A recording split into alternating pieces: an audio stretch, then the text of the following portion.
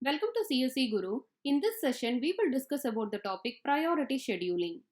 The priority scheduling algorithm is almost similar to SJF algorithm because in both the algorithm, the scheduler will implement a criteria to choose a process and assign to the CPU for execution.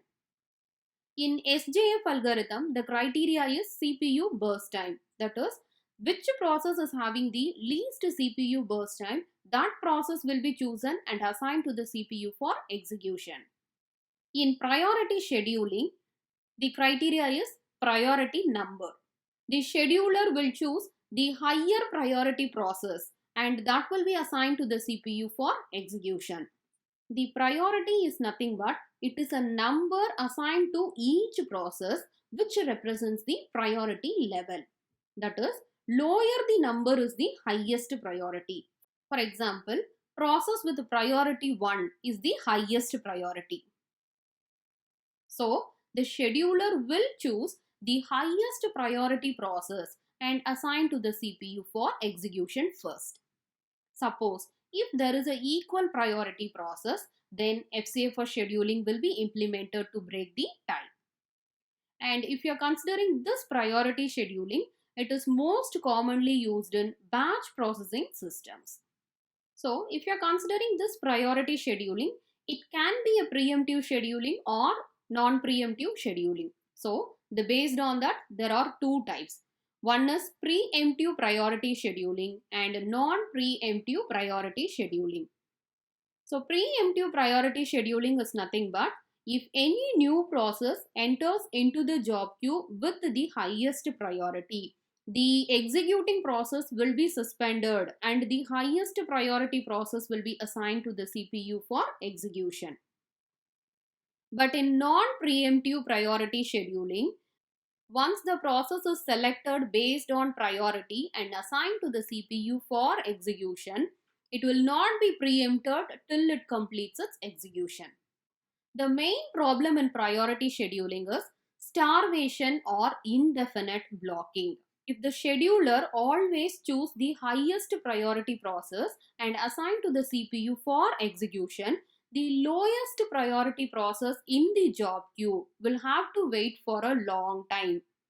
That may lead to starvation or indefinite blocking. That is, some lowest priority process may not get a time to execute with the CPU and that may be waiting for indefinite time. So this is the main drawback in priority scheduling. To overcome this disadvantage, aging technique will be implemented. If a priority ranges from 127 to 0, that is 127 is the lowest priority and 0 is the highest priority. In that case, every 15 minutes increase the priority of the waiting process by 1. For every 15 minutes, the priority level will be increased by 1 for the waiting process in the job queue. So in this way, the waiting process will get a chance to execute with the CPU and we can overcome this starvation or indefinite blocking. Now, we will discuss a problem based on priority scheduling. Consider the following four processes with priority number and the length of the CPU burst time given in milliseconds. So, if you are considering there are four processes, the process P1 with the burst time 3 and priority 2, process P2 with the burst time 6 and priority 4, process P3 with the burst time 4 and priority 1, process P4 with the burst time 2 and priority 3. We need to find the completion time, turnaround time and the waiting time. Completion time is nothing but the time when the process completes its execution. Turnaround time is nothing but the time interval between when the process enters into the ready queue and when it completes its execution.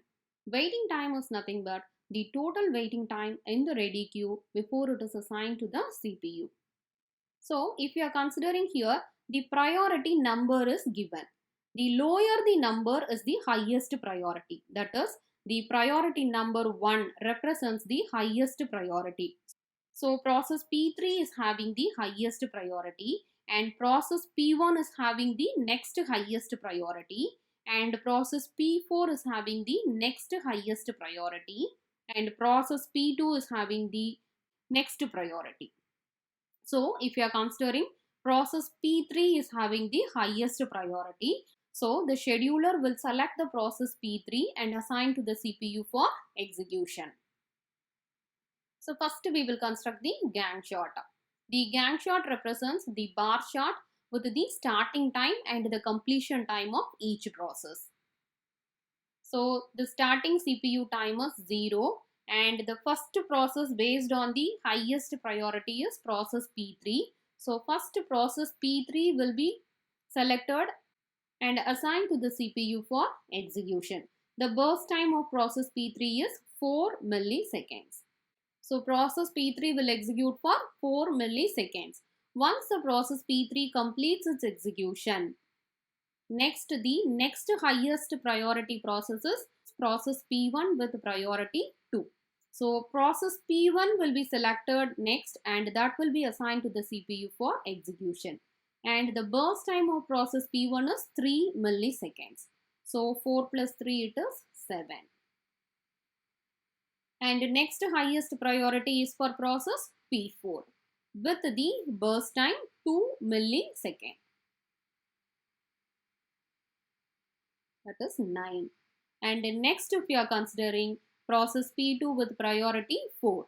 So process P2 will execute for 6 milliseconds. So 9 plus 6 it is 15 milliseconds. Next we need to find the completion time. So completion time is nothing but for each process when the process completes its execution with the CPU. So if you are considering the Gantt chart, this is the starting time for process P3 and 4 is the ending time for process P3. So this 4 represents the completion time for process P3 and P1 completion time is 7, P4 completion time is 9 and P2 completion time is 15. So if you are considering process P1, completion time is 7 and for process P2 completion time is 15 and for process P3 completion time is 4 and for process P4 completion time is 9 milliseconds. Next we need to find the turnaround time. So if the arrival time is given means turnaround time is nothing but completion time minus arrival time. Since the specific arrival time is not given for all the process, the arrival time we will take it as 0 milliseconds. So the completion time will be the turnaround time now. So turnaround time is nothing but completion time itself. 7, 15, 4 and 9. And the waiting time is nothing but turnaround time minus burst time. So turnaround time is 7, burst time is 3. So 7 minus 3 it is 4 for process P1. For process P2 15 minus 6 it is 9. And for process P3 4 minus 4 0. And process P4 9 minus 2 it is 7. Next we need to find the average turnaround time and average waiting time. Average turnaround time is nothing but sum of the turnaround time of all the process divided by number of process.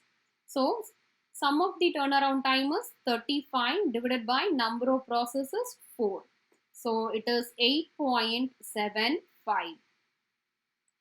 And the average waiting time is nothing but sum of the waiting time of all the process divided by number of process. So it is 20 divided by number of processes 4, that is equal to 5 milliseconds. So if you are considering here the average waiting time is 5 millisecond and the average turnaround time is nothing but 8.75 milliseconds. So in this session we have discussed the priority scheduling. In the next session, we will discuss about the two types of priority scheduling, preemptive priority scheduling and the non-preemptive priority scheduling with example.